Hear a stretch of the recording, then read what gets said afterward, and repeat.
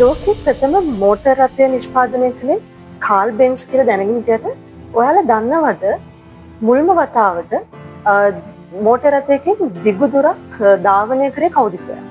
ඒ තමයි බර්තා බෙන්ස්. කාල් බෙන්ස්ගේ බිරිඳ. අපි අද කතා කරමු මේ බර්තා බෙන්ස් වටාගත්තේ මේ කතාව. ඉතින් මේක සිද්ධ වෙන්නේ 1888 තරම් දිගු කාලයකට පෙර. කාල් බෙන්ස් මුලින්ම මෝටර් රථය නිෂ්පාදනය කරලා ඒ ගැන ලොකු මාකටිං එකක් කරන්නේ නැතුව ඉතින් නිහඬව හිටිය කාලයක් තිබුණා. ඒකට හේතුව තමයි ඒ කාලේ මේ ගොඩක් මිනිස්සු ගමනාගමනය කරේ කරත්ත වගේ දේවල්, අශ්ව කරත්ත ඒ වගේ. ඉතින් මේ ගමනාගමන ක්‍රමවලට ගොඩක් වෙලාවට සතෙක්ගේ උදව්ව වුණා. ඒ කියන්නේ අශ්වයෙක් වගේ ඒ විදිහට. නමුත් මේ මිනිස්සු කැමති වුණේ නැහැ මෝටර් රථයක් වගේ දෙයක් ඒ කාලේ විදිහට දකින්න. ඕන් මේක හැඳින්වුවේ යක්ෂයාගේ රථය විදිහට. ඒකට හේතුව තමයි කිසිම උදව්වක් නැතිව නිකම්ම මෝටර් රථය යනවා වගේ තමයි එයාලා දැක්කේ. ඉතින් එයාලා හිතුවා මේක මේ යම් මැජික් ක්‍රමයක්. එහෙම නැත්නම් අපි කියන්නේ විච් කියලා. ඒ වගේ මේ මන්ත්‍ර ක්‍රමයකින් මොනවා හරි යක්ෂයාගේ ක්‍රමයකින් තමයි මේ රථය ධාවනය වෙන්නේ කියලා. ඉතින් ඒ නිසා ගොඩක් ඒ කාලේ මිනිස්සු මේක පිළිගන්න කැමති වුණේ නැහැ. ඉතින් ඒ නිසා කාල් බෙන්ස් මේ මෝටර් රථය නිෂ්පාදනය කරලා ගරාජ්ජගේ පැත්තකට දාලා ඒ කියන්නේ නිකන් හිටිය කාලයක් තිබුණා. දැන් බර්තා බෙන්ස් විවාහ වෙන්න කලින් ඉඳන්ම කාල් බෙන්ස් එක්ක එහෙට යම් ව්‍යාපාරික අදහස් තිබුණු කාන්තාවක්. හැබැයි ඒ කාලේ ගොඩක් මේ වැඩිදුර අධ්‍යාපනයට එහෙම නැත්නම් ව්‍යාපාර කරන්න කාන්තාවන්ට අවස්ථාවක් හම්බුනේ නැහැ.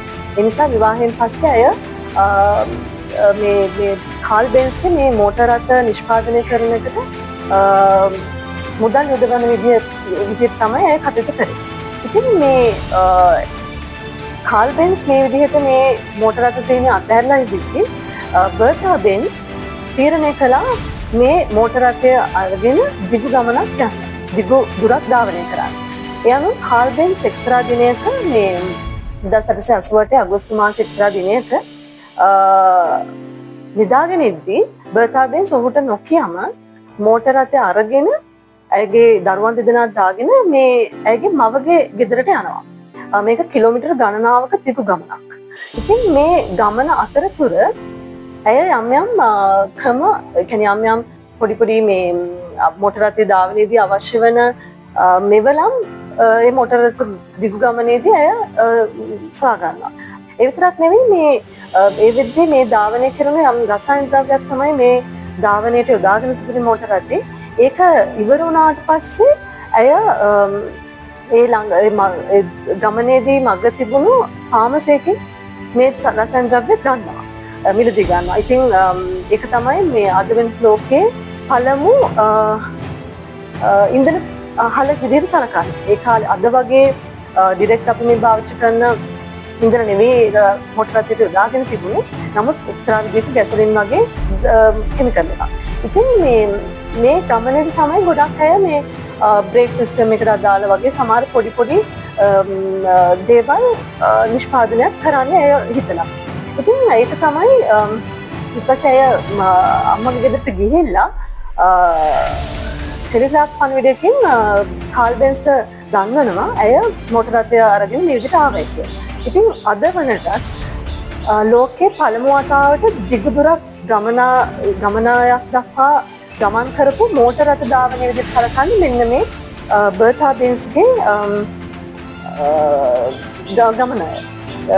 ඉතින් අපි මේකෙන් ඉගෙන ගන්න ඕන දේ තමයි දැන් අපි කොයිතරම් නිෂ්පාදනය කරාද දෙයක් එහෙම නැත්නම් අපි සොයා ගැනීමක් කරා වෙන්න පුළුවන්. එහෙම නැත්නම් අපි අපිටම අපි ජීවිතේ අපි ඉගෙනගෙන හරි දෙයක් කරනවා කියලා මොකද අපි ගොඩක් වෙලාවට මේ වැටීමකට ලක් වෙන මානසිකව වැටෙනවා. ඉතින් කාල් බෙන්ස්ට තුනේ ඔහු කොතරම් දක්ෂ වුණත් ඔහු මානසිකව වැටුණා ඒ අවස්ථාවේදී. නමුත් බර්තා බෙන්ස් ඉතා දිරිය කාන්තාවක් විදිහට ඔහුට ගොඩක් මේක ඉදිරියට ගෙනියන්න මේ මෝටර් රථය ලොවට හඳුන්වා දෙන්න උපකාර කළා. ඉතින් මේ වගේ රසවත් කතා තවත් දැනගන්න අපිත් එක්ක දිගටම රැඳී